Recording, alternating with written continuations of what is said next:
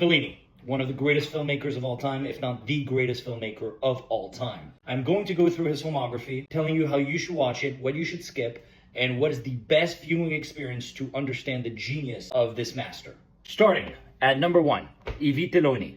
So this is not his first film, but it's the first film you should watch.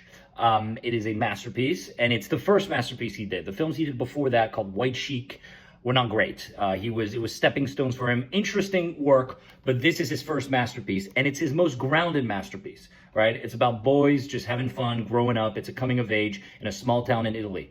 It's what inspired Scorsese the most, and it's what I recommend as the first film you watch of his.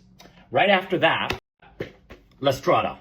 So now this is one of the top 3 films of his. It is still grounded, but there's a little bit of magic that is added to this, like what he calls and what he invented basically, which is magic realism. So he invented that sort of subgenre of surrealism, which is called magic realism. And this is the first time we see that. And so it's this wonderful sort of toxic love story. This is his wife, Giulia Massini. It's the first time he's working with his wife. And he's going to be working with his wife a lot. After that, he made a sort of a flop, Il Bidone. You can skip that one. This one's not that great. It's a heist film. It's a genre film. He was, trying to do something more conventional. Doesn't quite work for him, but interesting to look at in the midst of his career. Nights of Cabiria. That's one of my personal favorites. The story of a lonely prostitute who is trying to get by. It is just full of grief and hope. This is still very grounded, but with an added touch of magic realism, even more so than in La Strada. So we're getting even more surreal as we go.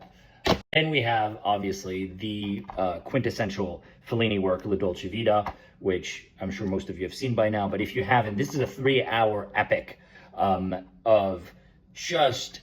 It's just incredible how he depicts the rich class, the bourgeoisie class of Italy, as extremely beautiful and yet extremely bland at the same time. And he manages to do that visually so well.